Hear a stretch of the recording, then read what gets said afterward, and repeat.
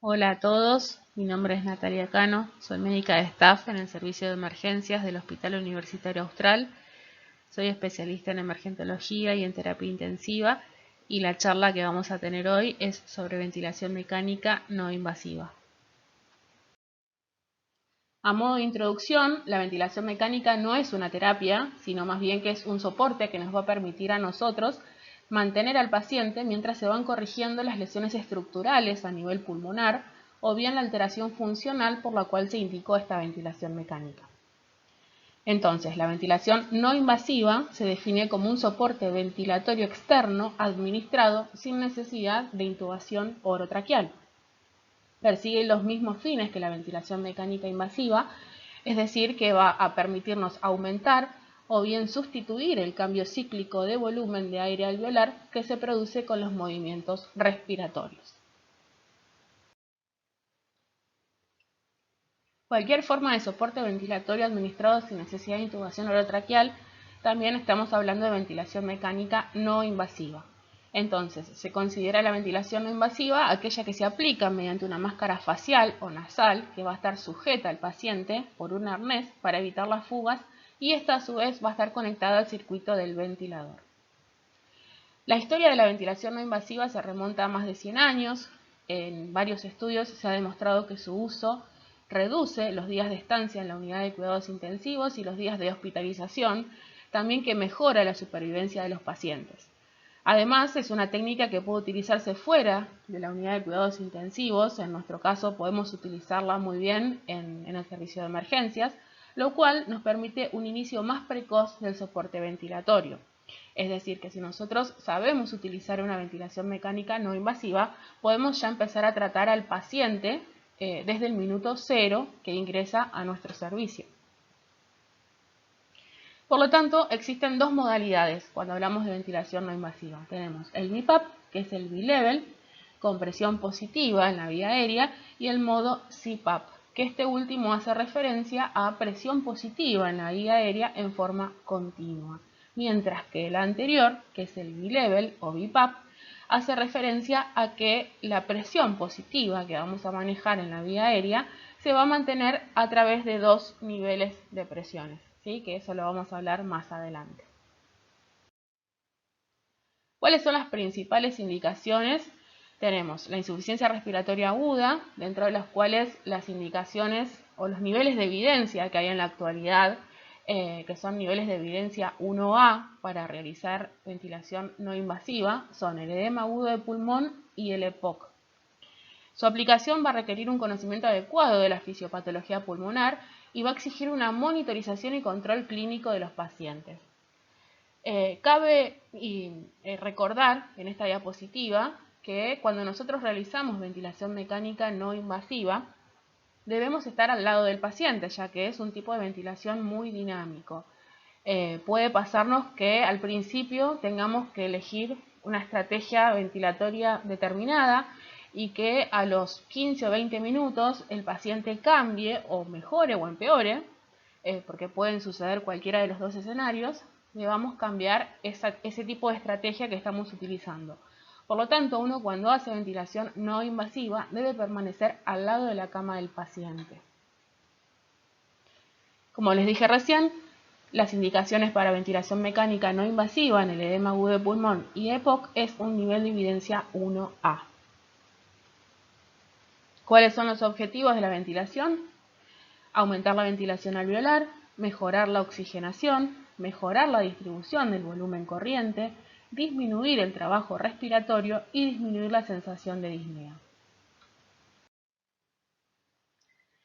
Bueno, en cuanto a los efectos fisiopatológicos de la ventilación mecánica no invasiva e invasiva, tenemos varios. Dentro de ellos tenemos los efectos cardiovasculares, en donde podemos nombrar la disminución de la precarga del ventrículo derecho, la disminución de la poscarga del ventrículo izquierdo, el aumento de la contractilidad miocárdica y el aumento del gasto cardíaco. Todo esto sucede a consecuencia de ejercer presión positiva intratorácica, que por supuesto va a ejercer también presión positiva a nivel de la fosa cardíaca, y de esta manera vamos a tener los efectos cardiovasculares que le nombré recién. También efectos pulmonares, ¿no? Que es lo que estamos buscando, el reclutamiento alveolar, en cuyo caso el objetivo principal es aumentar la superficie de intercambio a nivel de la membrana alveolo-capilar pulmonar para de esta manera mejorar la oxigenación de nuestro paciente. También el aumento de la complacencia pulmonar, que lo vamos a lograr a través de las maniobras de reclutamiento alveolar, aumento de la capacidad residual funcional, disminución del shunt intrapulmonar, esto también va a depender del mecanismo de hipoxemia que tenga nuestro paciente, y la disminución del trabajo respiratorio. En cuanto a los efectos renales, vamos a tener retención hidrosalina, disminución del filtrado glomerular. Todo esto es a consecuencia también del hecho de ejercer presión positiva a nivel miocárdico, más que nada a nivel de las aurículas, con secreción del péptido natriurético atrial. También efectos neurológicos, como son la disminución de la presión de perfusión cerebral y aumento de la presión intracraneana. Esto va a depender de los niveles de presiones que nosotros vayamos manejando a través de la ventilación no invasiva. Y por último, los efectos digestivos, como son el aumento de la resistencia esplácnica y la disminución del flujo venoso con disfunción hepática. Entonces, podemos hablar de ventilación no invasiva en dos aspectos. Tenemos una presión externa generando un flujo aéreo entre la boca y el alvéolo. Esta presión puede ser negativa o subatmosférica, es decir, que se ejerce alrededor del tórax o todo el cuerpo, y esta fue la primera forma de ventilación no invasiva, que es el pulmón de acero o el pulmotor, que apareció o empezó a utilizarse en la epidemia de la poliomielitis. Y por último aparecen los nuevos ventiladores, que son los ventiladores de última generación, que son los que tenemos en los servicios de emergencias, en donde ejercemos presión positiva o supraatmosférica, aplicando presión positiva a través de mascarillas que van a estar selladas en forma hermética alrededor de la nariz, boca, nariz y boca, cara o cabeza del paciente, dependiendo del dispositivo que nosotros estemos utilizando. Entonces, en este caso, la expiración va a ser un fenómeno pasivo que se va a dar al finalizar la inspiración o tras coincidir con los límites prefijados en el ventilador. Entonces, al finalizar un nuevo ciclo inspiratorio, será iniciado mediante presión, flujo, volumen o tiempo. ¿Cuáles son los modos ventilatorios que nosotros podemos utilizar en ventilación no invasiva? Podemos ejercer ventilación por volumen, en donde vamos a seleccionar un volumen tidal y lo que va a variar es la presión necesaria en cada ciclo para administrar el volumen que yo quiero otorgarle a ese paciente. O también puedo realizar una ventilación por presión, en donde lo que se va a prefijar son las presiones inspiratorias y expiratorias, y lo que variará va a ser el volumen administrado en cada ciclo respiratorio.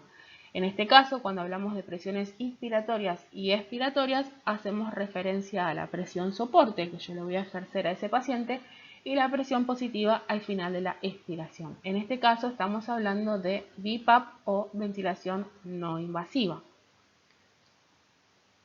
Cosa contrario pasa con el CPAP o presión positiva en forma continua a través de toda la vía aérea, en donde no es considerado un modo de ventilación no invasiva, ya que no aporta presión soporte. Es decir, que consiste en la aplicación de una presión positiva continua en la vía aérea a un único nivel. La acción se basa en la reducción del shunt intrapulmonar mediante el reclutamiento de las unidades alveolares colapsadas. En cambio, el BiPAP o bilevel, el paciente respira espontáneamente aplicándose una presión en la vía aérea a dos niveles, ¿sí? Que son los niveles que hablamos de la presión soporte y la presión positiva al final de la expiración, que es denominada EPAP, siendo la diferencia entre ambas la presión soporte efectiva. Entonces, en este cuadro lo que vemos son las curvas en donde vamos a tener la presión, esta muesca negativa o esta inflexión negativa que se produce acá. Esto me está indicando el umbral inspiratorio o la fuerza que está realizando nuestro paciente para iniciar un ciclo respiratorio. Después tenemos la pendiente de presurización, que va a llegar hasta un nivel de presión soporte, que va a ser el que yo le voy a haber prefijado en el ventilador. Y luego comienza la fase expiratoria, que va a llegar hasta el nivel de presión expiratoria o EPAP o presión positiva al final de la expiración.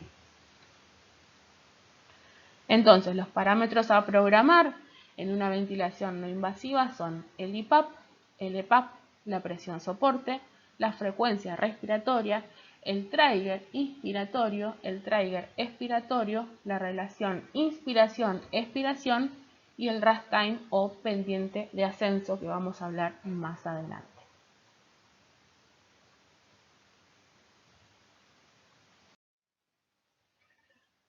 Bueno, ahora vamos a hablar un poco de lo que son las interfaces, que también son importantes conocerlas cuando uno realiza ventilación no invasiva. Acá nombramos a las mascarillas, que como dijimos anteriormente pueden ser nasales u oronasales, que van a estar sujetas al paciente mediante arneses elásticos. Recuerden que deben estar sellados en forma hermética para que no haya fugas. Y deben seleccionarse las más adecuadas de acuerdo a la contextura de la cara de nuestro paciente. Las mascarillas nasales son más cómodas, producen menor espacio muerto y menor reinhalación de CO2 que las oronasales o faciales.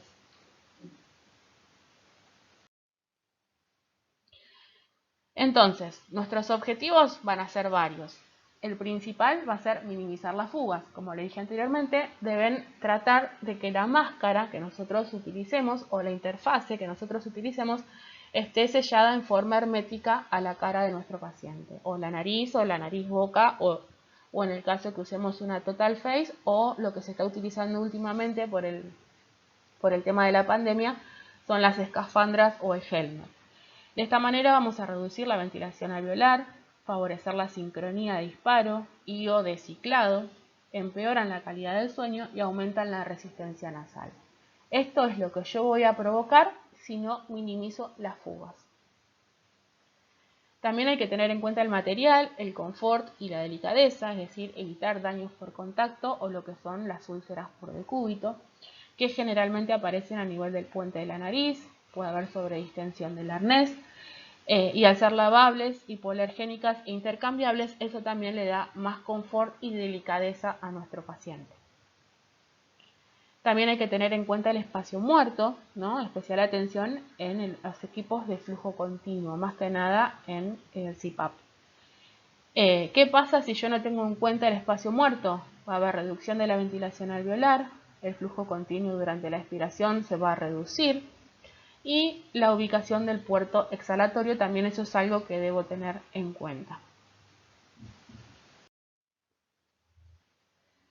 Bueno, en cuanto a las interfaces, entonces tenemos los arneses, que son sistemas de sujeción, que pueden utilizarse en forma de gorros o bandas, que van a mantener la mascarilla fija y sellada a la cabeza del paciente, lo suficiente como para minimizar las fugas sin producir lesiones por presión. Recuerden que las interfaces que nosotros utilicemos, ya sean a nivel de la nariz, naso-orales, orales o la total face, deben ir selladas en forma hermética para evitar las fugas. También los humidificadores son importantes en una ventilación prolongada o crónica, ya que pueden producir sequedad en la mucosa respiratoria si no los utilizamos. En este caso se recomiendan si se prevé el uso de la ventilación no invasiva más allá de 8 a 12 horas. Los filtros también son sistemas mecánicos o filtros bacterianos que reducen la incidencia de las infecciones nosocomiales en los pacientes que están con ventilación mecánica.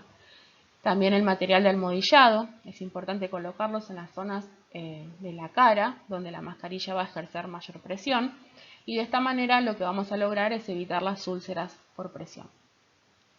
Acá les puse un cuadro en donde muestro las principales indicaciones de la ventilación mecánica no invasiva en situaciones agudas con el nivel de evidencia que corresponde a cada una.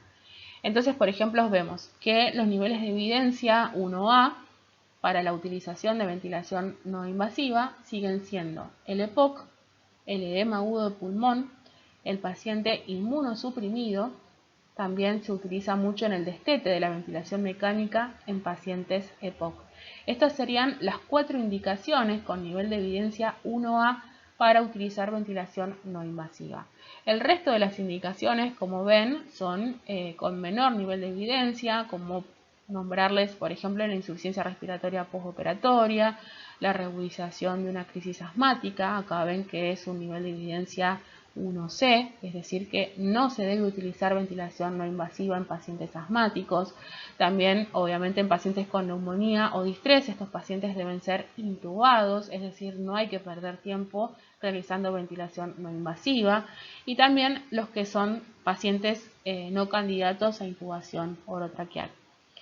Entonces, recordando o resumiendo, mejor dicho, en este cuadro, con nivel de evidencia 1A para utilización de ventilación no invasiva, tenemos agudización de pacientes con enfermedad pulmonar obstructiva crónica, el edema agudo de pulmón, pacientes inmunosuprimidos y el destete de la ventilación mecánica en pacientes EPOC.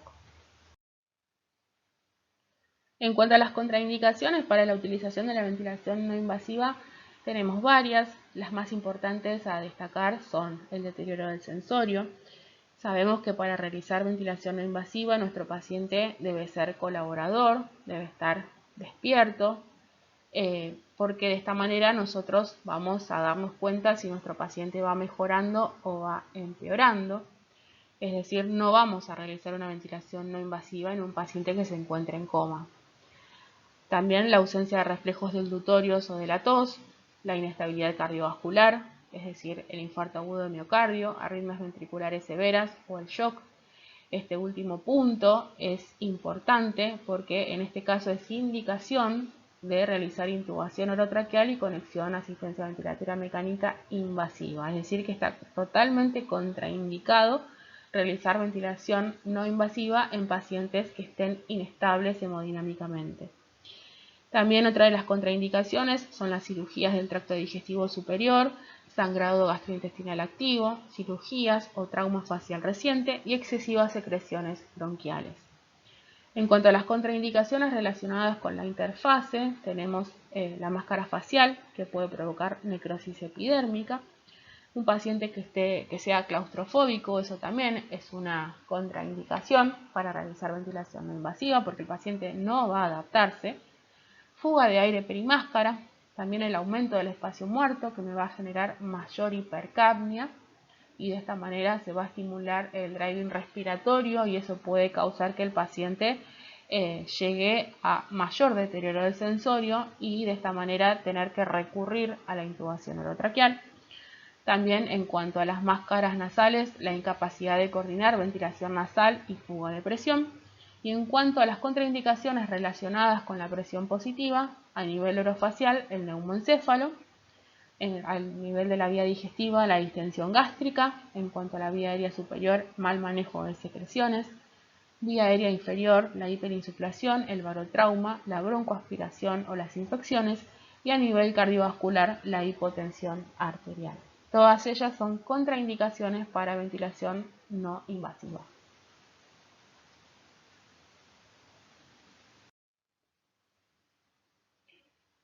En esta diapositiva lo que podemos observar es que, por ejemplo, cuando nosotros generamos presión positiva o realizamos ventilación mecánica no invasiva en un paciente con edema agudo de pulmón, lo que nosotros vamos a buscar es lo siguiente. Por un lado, aumentar la presión intratorácica a través de la aplicación de presión positiva. Por ende, vamos a disminuir la precarga y disminuir el retorno venoso, ¿sí? Que esto es fundamental para el tratamiento del edema agudo de pulmón. También, por otro lado, vamos a provocar disminución de la poscarga del ventrículo izquierdo y disminución de la presión transmural. También, por otro lado, vamos a tener un aumento de la capacidad residual funcional, también provocado por la aplicación de presión positiva al final de la expiración, por lo que vamos a conseguir aumento de la presión alveolar de oxígeno y descenso en el trabajo respiratorio. Todo esto conlleva a aumento del gasto cardíaco y por ende disminución del edema pulmonar, ¿sí? Que es el objetivo fundamental que nosotros vamos a buscar al aplicar ventilación no invasiva en pacientes con edema agudo de pulmón, además de todo el tratamiento farmacológico que requiere este tipo de pacientes. En el paciente con enfermedad pulmonar obstructiva crónica, lo que nosotros vamos a buscar es disminuir ese trabajo respiratorio que tiene el paciente. ¿Sí? Se trata de pacientes que están hiperinsuflados porque no son capaces de eliminar todo el aire o todo ese atrapamiento aéreo pulmonar que tienen. ¿Sí? Son pacientes que van a requerir soporte ventilatorio si tienen una frecuencia, por ejemplo, mayor a 30 por minuto, si el pH es menor a 7.32, si la PCO2 es mayor a 45. Todo esto me está hablando de pacientes que van a requerir de ventilación no invasiva. ¿Por qué? Porque están con aumento de su trabajo respiratorio. Entonces, en el caso de los pacientes EPOC, mi objetivo fundamental va a ser disminuir ese trabajo respiratorio. ¿Qué podemos utilizar? El BiPAP, como vinimos hablando. Acuérdense que hablamos de bilevel o hablamos de dos presiones, que son la presión soporte por un lado y la presión positiva o la PIP, más conocida como PIP. Y a través de esas dos presiones, el paciente va a manejar ciertos niveles de presiones positivas a lo largo de la vía aérea. O también podemos utilizar el CPAP, que es la presión positiva continua a través del tiempo de la vía aérea. Entonces acá aparece una nueva definición, que es la definición de autopip. Es la presión que se genera por el volumen alveolar atrapado al final de la expiración. Es decir, es todo el atrapamiento aéreo que tiene nuestro paciente. Se relaciona con el tiempo expiratorio y la constante de tiempo expiratorio. La autopip impone una carga elástica de umbral que deben vencer los músculos inspiratorios para que pueda ingresar aire a los pulmones. Esto incrementa el consumo de oxígeno de los músculos, disminuye su eficiencia y causa la disnea de nuestro paciente. La fiebre y otros estados de hipercatabolismo o hipermetabolismo, como la ansiedad, el miedo, el dolor, al aumentar la frecuencia respiratoria y acortar el tiempo expiratorio, predisponen a un mayor atrapamiento aéreo y mayor insuflación. Entonces, el agregado de EPAP o de PIP permite contrarrestar dicha autopip, evitando el aumento del trabajo respiratorio, y de esta manera mejora la eficiencia de los músculos respiratorios y por lo tanto la ventilación alveolar. ¿Qué quiero decir con esto? Que cuando nosotros realizamos ventilación no invasiva a un paciente EPOC que se encuentra hiperinsuflado por su condición fisiopatológica, el agregado de PIP o presión positiva al final de la expiración, lo que yo voy a lograr es que ese paciente disminuya su trabajo respiratorio. Es decir, que no tenga que hacer tanta presión negativa para generar un nuevo ciclo respiratorio. Cuando el paciente vaya evolucionando en el tratamiento que yo le voy a ir instaurando, ¿no? Como pueden ser los broncodilatadores, una corticoterapia, ese nivel de PIP yo lo voy a ir bajando hasta llegar a un nivel más fisiológico, entre comillas, o normal. Pero recuerden esto último, que el agregado de presión positiva al final de la expiración en los pacientes EPOC me va a permitir contrarrestar dicha autopip o hiperinsuflación, evitando el trabajo respiratorio. Entonces, agregar PIP y equilibrar la presión soporte para darle mayor confort a nuestro paciente. Hablando de lo que es el helmet o la escafandra, que es un dispositivo que se está utilizando últimamente por la pandemia conocida por todos, por el COVID-19, para evitar la aerosolización en el caso de que necesitemos realizar ventilación mecánica no invasiva. La escafandra es una calota inflable, tiene una ventana rosca que tiene una conexión a dos puertos, la rama inspiratoria y la rama expiratoria. También consta de un anillo rígido que va conectado a los arneses. De esta manera podemos fijarlo en forma segura al paciente, ¿no? Para darle más confort al paciente y que incluso el paciente pueda movilizarse. Y también tiene puertos de acceso. Tiene un collar inflable que va a estar conectado a un manguito inflador. Las ventajas de la utilización del helmet es que tiene menor resistencia, permite la tos, tiene menor necesidad de colaboración del paciente, permite la fonación y la alimentación, No daña la piel, es decir que en este caso no vamos a tener la complicación como son las úlceras por presión y puede ser utilizado en pacientes con trauma facial. Como desventajas de la utilización de este dispositivo es que tenemos mucho espacio muerto y mucho volumen compresible, hay retraso en el disparo entre lo que es el inicio de la inspiración por parte del paciente a través del movimiento diafragmático y el trigger para que comience la inspiración, también que requiere de un estricto monitoreo de los volúmenes circulantes, también se empaña al utilizar humidificación activa y, como dije recién, el problema del trigger entre la inspiración y la expiración, en donde se ha observado que hay un pequeño retraso entre ambas. Y por último, la claustrofobia, es decir, que el paciente se sienta claustrofóbico y que no pueda adaptarse a la misma.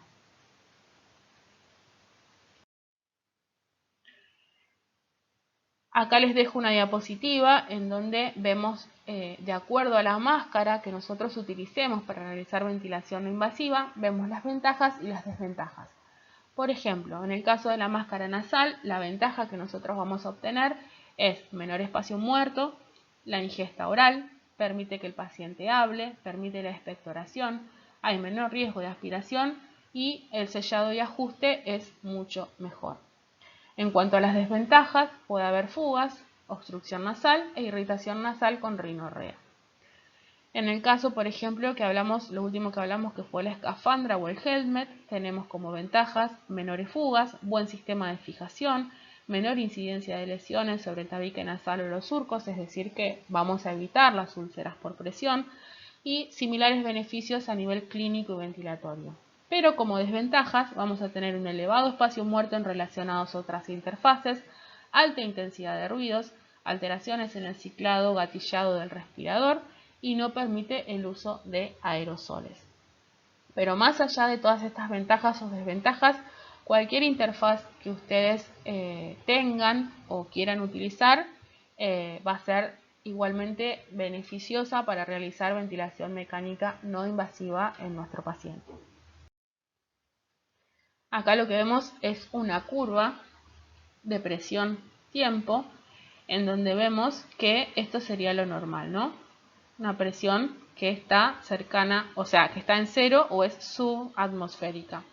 Cuando nosotros empezamos a agregar presión positiva en forma constante, ¿sí? En este caso hablamos de una PIP de 10 centímetros de agua, estamos hablando de lo que es el CPAP, ¿sí? O presión continua en la vía aérea.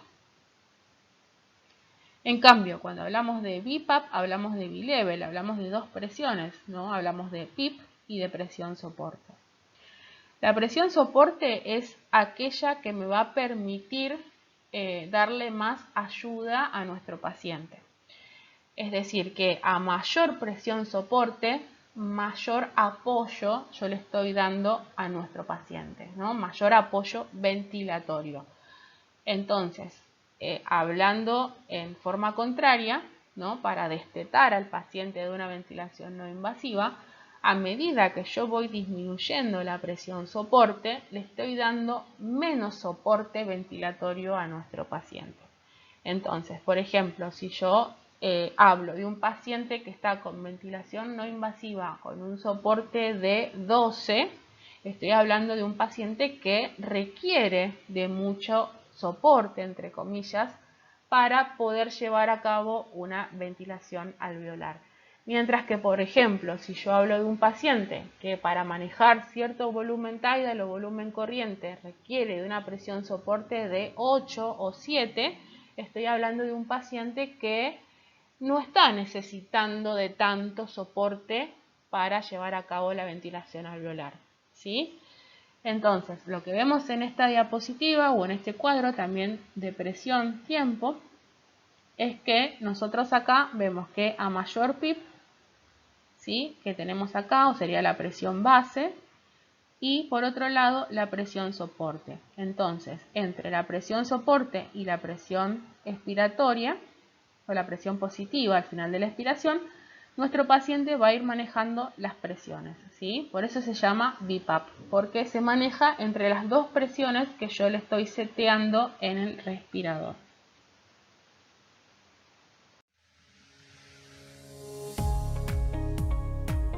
Bueno, lo que vamos a ver en este video es la utilización del CPAP y el BNI a través del helmet. The helmet is a device that you put on your head using a collar that is made of a non-latex material, very soft. You're going to put it around the patient's head, kind of like this.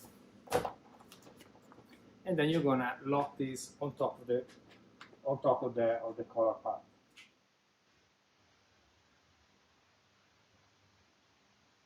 So you'll receive it essentially like this, already assembled in a bag. Different sizes are possible. This can be adapted and cut in different dimensions to adapt to the patient's neck. We're going to do that for you, so you won't have to worry about that. Once you assemble the helmet, you're going to put together the circuit part. This is an expiratory part, the expiratory part of the helmet circuit. It contains a PEEP valve, a small piece of tubing, and a filter. This is very important. This is an antimicrobial filter, which makes this device particularly safe, because it will not allow the virus to spread from around the patient. You're going to hook this up here, and then you're going to hook it up to the inspiratory limb, which also has a filter. The reason for this filter is not so much for viruses, but it is for noise reduction. I'm going to put it like this here. Another thing that may be important is that this helmet comes with a little flap inside the inspiratory port. I would remove the flap because it makes it easier for the patient to get fresh air.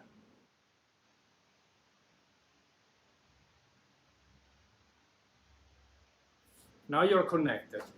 This is gonna go to the source of gas that you're gonna use, correct? And there are two options that we're gonna give you.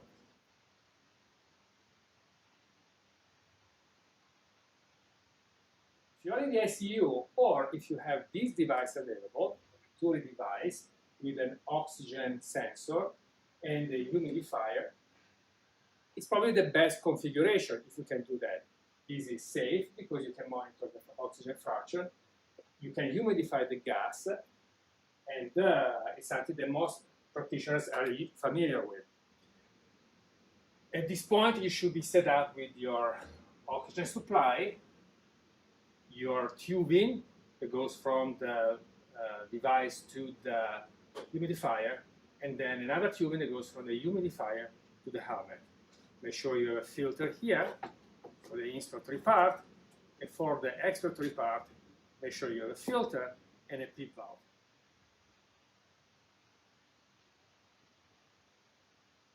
I would recommend starting with a PEEP of 5 centimeters of water. You can now start the oxygen. As a starting setting, I would recommend 50 liters per minute of oxygen and a fraction of oxygen of 60%.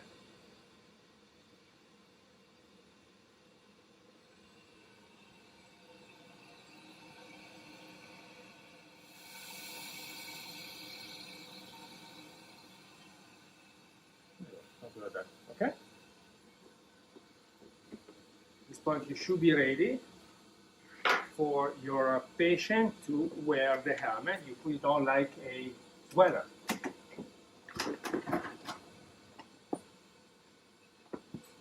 Hello.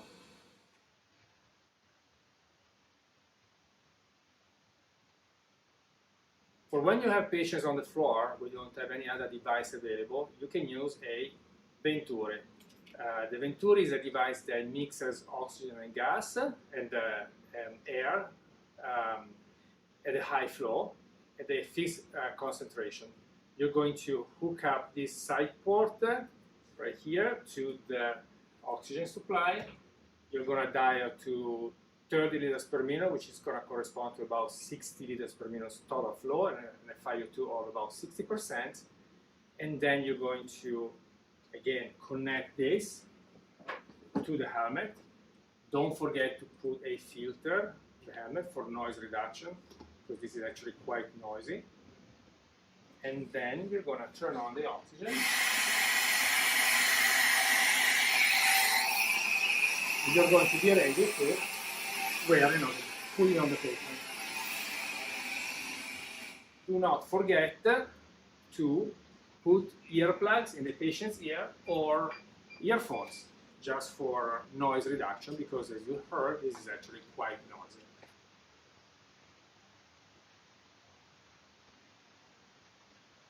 Arm straps that you can attach to the hubs here on the side of the helmet, and the way you use them is by placing them around the patient's arm under the armpit.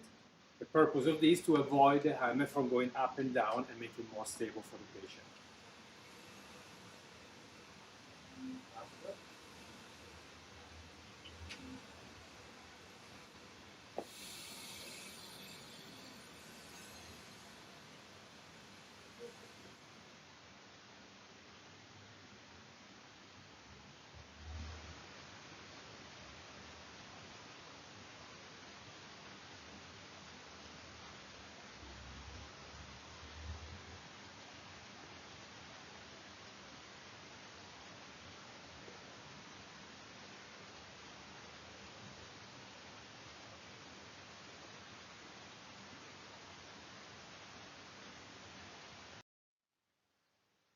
Bien, entonces, el seguimiento que vamos a hacer nosotros en pacientes que están en ventilación mecánica no invasiva va a ser a través de parámetros fisiológicos, es decir, control de la frecuencia respiratoria, de la frecuencia cardíaca, de la tensión arterial, del nivel de conciencia, ¿no? Esto último es fundamental, porque si nosotros empezamos a observar que nuestro paciente empieza a deteriorar el sensorio, ya sería una indicación de intubación orotraqueal.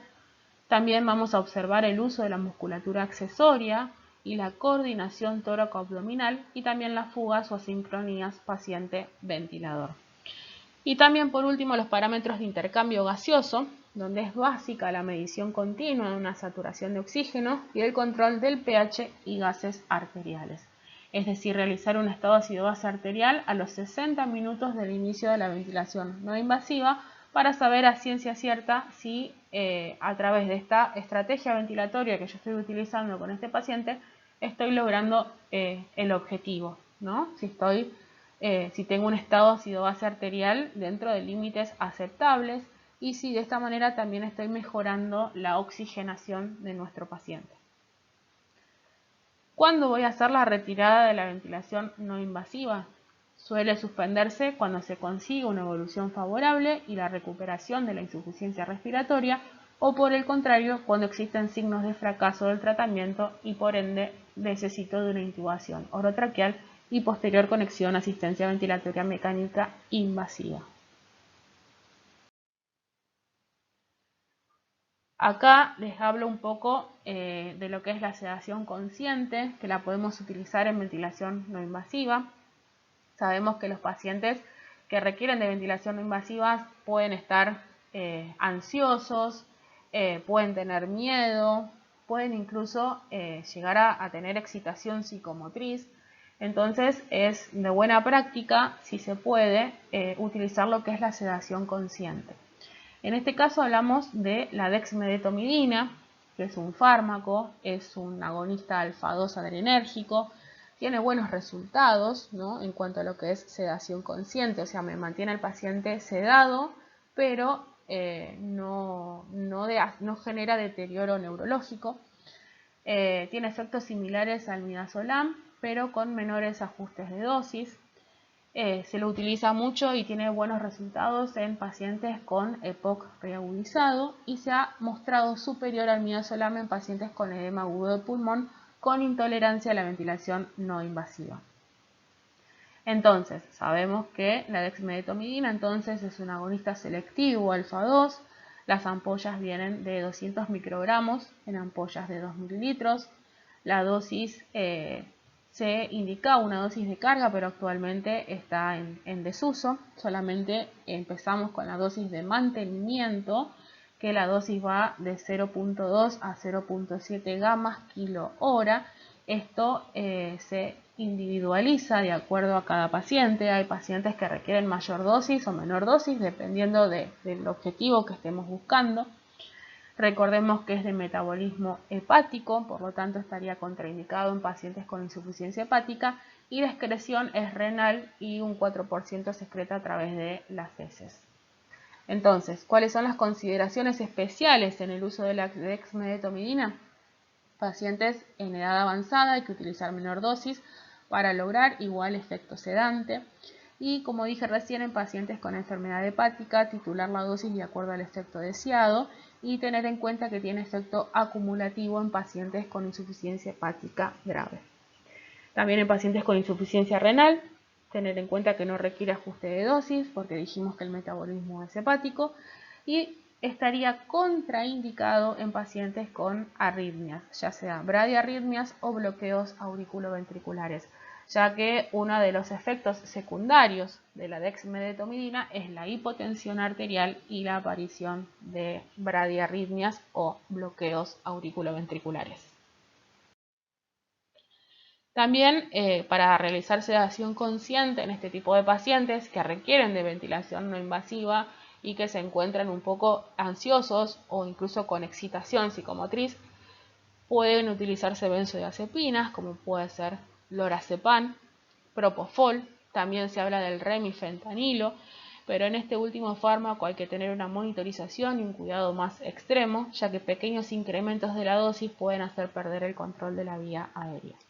Por lo tanto, hasta hoy no existen experiencias clínicas publicadas para la sedación consciente con este tipo de fármacos, es decir, las benzodiazepinas, propofol y remifentanilo. O sea, sigue siendo indicación 1A si queremos realizar sedación consciente en este tipo de pacientes, la dexmedetomidina.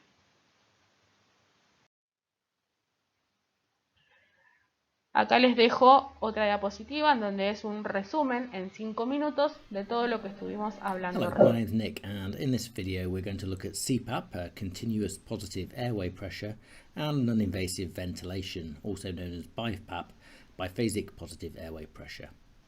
CPAP is a way of keeping the pressure positive in a spontaneously breathing patient's lungs. This positive pressure helps keep the smaller airways and alveoli open, which allows for additional gas exchange to take place by recruiting areas of a lung that might otherwise have collapsed down.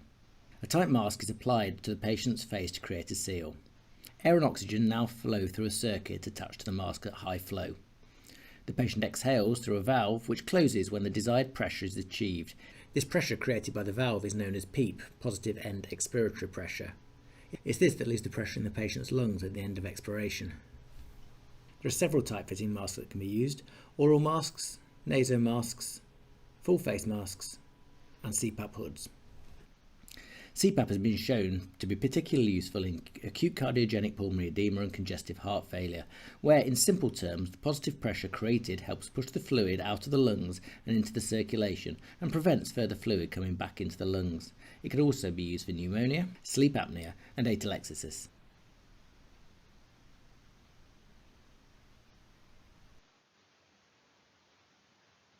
So what is non-invasive ventilation?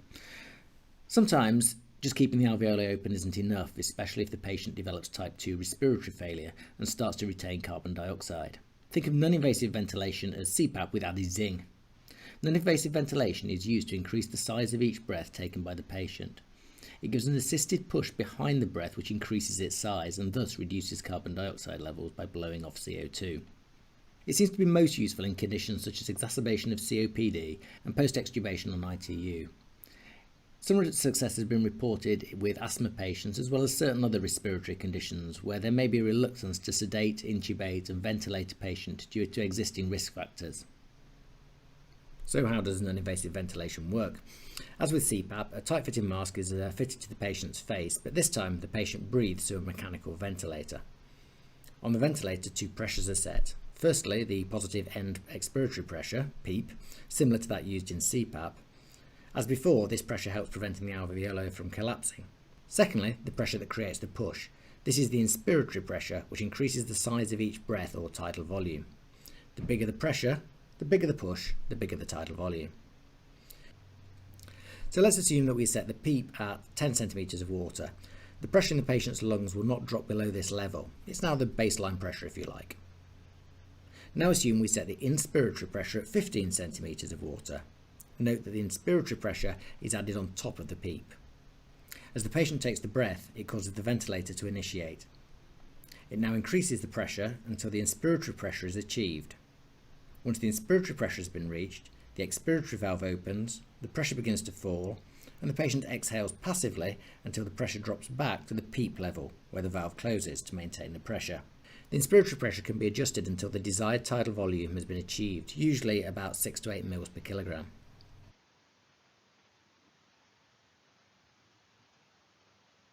In addition to the pressures in both non-invasive ventilation and CPAP, oxygen levels must be set.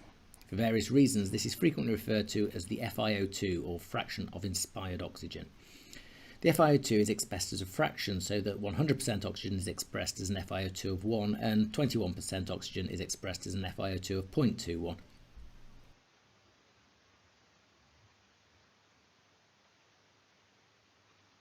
So, to summarise, CPAP uses high flow and positive pressure at the end of expiration to keep the alveoli open and improves oxygenation. Non-invasive ventilation gives a push behind each breath to increase the size of the tidal volume, which in turn lowers carbon dioxide levels. So that's it, a very basic overview of CPAP and non-invasive ventilation in under 5 minutes.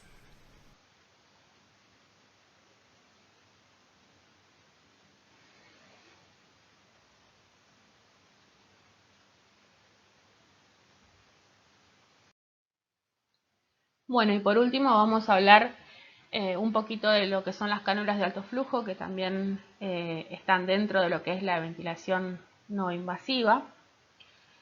Consiste en una oxigenoterapia de alto flujo que se realiza a través de cánulas nasales. Es una técnica respiratoria de reciente introducción. No hay muchos estudios publicados hasta el momento. Lo que sí se demostró que es útil en la insuficiencia respiratoria hipoxémica aguda en adultos, no así en la insuficiencia respiratoria hipoxémica hipercápnica, es decir, que está contraindicada en los pacientes EPOC. Sin embargo, como dije recién, hay pocos estudios que avalan su eficacia, pero bueno, sabemos que últimamente, con la pandemia por COVID-19, han empezado a utilizarse también como un método más para mejorar la oxigenación en este tipo de pacientes. Es una técnica que puede suministrar gas calentado y humidificado hasta un 100% de oxígeno a un flujo máximo de 60 litros por minuto a través de las cánulas nasales. Entonces, de esta manera podemos generar, dependiendo de la cantidad de flujo que nosotros le vayamos a aportar a nuestro paciente, presión positiva en las vías respiratorias. Entonces, de esta manera se logra reducir la resistencia y el espacio muerto nasofaringio. Lo que se logra a través de la utilización de estas cánulas de alto flujo es un efecto CPAP-like, que va a depender básicamente del flujo que yo le voy a estar aportando a nuestro paciente. Hay varios estudios que demostraron que con la utilización de flujos que pueden ir entre 35 y 60 litros por minuto se consiguen presiones medias expiratorias a nivel de la faringe que pueden ir entre 2 a 3 centímetros de agua con boca abierta e incluso hasta 7 centímetros de agua con boca cerrada. Es decir, que lo que yo puedo generar es también un efecto de presión positiva o presión supraatmosférica. Y recordando un poco el mecanismo fisiopatológico o el mecanismo de hipoxemia, de esta manera lo que podemos obtener es un aumento de la superficie a nivel de la membrana alveolo-capilar pulmonar y de esta manera mejorar el intercambio gaseoso. Entonces va a haber un aumento de la impedancia pulmonar al final de la expiración con mejoría en el reclutamiento alveolar. Este es el principio fundamental de la utilización de las cánulas de alto flujo. Este es un estudio que fue publicado en junio del 2015 que habla acerca de la utilización de las cánulas de alto flujo en pacientes con insuficiencia respiratoria aguda hipoxémica. Lo que se comparó es la utilización de las cánulas de alto flujo con la ventilación no invasiva y la oxigenoterapia estándar. Lo que se vio es que hubo una mayor supervivencia a los 90 días con la utilización de las cánulas de alto flujo en comparación con la oxigenoterapia estándar y la ventilación no invasiva. Entonces, podemos concluir con este trabajo que la oxigenoterapia de alto flujo es un tratamiento eficaz y bien tolerado en pacientes con insuficiencia respiratoria hipoxémica aguda y una forma alternativa de soporte respiratorio. Pero, como dijimos anteriormente, son necesarios más estudios que avalen su eficacia y seguridad. Indicaciones para la utilización de cánulas de alto flujo, como dijimos, una insuficiencia respiratoria aguda con una PAFI mayor a 150, como una forma de preoxigenación en intubación orotraqueal, en el weaning de la ventilación mecánica, en insuficiencia cardíaca o en pacientes que ya se encuentren en cuidados paliativos. Contraindicaciones, pacientes con enfermedad pulmonar obstructiva crónica, ya que la utilización de altas concentraciones de oxígeno puede producir acidosis respiratoria con pérdida del drive respiratorio. También son necesarios más estudios que comparen el uso de las cánulas de alto flujo con la ventilación mecánica no invasiva y el CPAP, y cuando necesariamente ya el paciente tiene indicación de intubación orotraqueal. Entonces, los resultados de las revisiones proporcionan una nueva orientación fisiológica para la selección de estos dispositivos en pacientes con insuficiencia respiratoria hipoxémica aguda, no así la insuficiencia respiratoria hipoxémica hipercápnica, ¿no? En donde dijimos que estaría contraindicada. Entonces, las cánulas de alto flujo proporcionaron una mejor respuesta fisiológica en cuanto a términos de descarga muscular y oxigenación en comparación con la terapia convencional. Y también las cánulas de alto flujo podrían ser una alternativa a la oxigenoterapia convencional en pacientes con IRA no hipercápnica mediante el calentamiento y la humidificación de gases. Bueno, como conclusiones entonces de esta charla, sabemos que la ventilación mecánica no es una terapia, sino un soporte que nosotros le estamos aportando a nuestro paciente. La ventilación no invasiva se define como un soporte ventilatorio externo administrado sin necesidad de intubación orotraqueal. Existen dos modalidades. Recuerden que tenemos por un lado el BiPAP o bilevel y el modo CPAP o presión continua en la vía aérea. Recuerden los niveles de evidencia 1A en pacientes con edema agudo de pulmón y en pacientes EPOC. Y recordar los efectos fisiopatológicos de la ventilación no invasiva. Eso es importante porque a la hora de nosotros realizar una terapia con ventilación no invasiva ya podemos adelantarnos en cierta forma a las complicaciones que pueden llegar a aparecer. Y recordar las contraindicaciones de la ventilación no invasiva. En pacientes con autoPIP, recuerden agregar PIP y tener en cuenta la presión soporte para de esta manera poder disminuir el trabajo respiratorio que está teniendo nuestro paciente.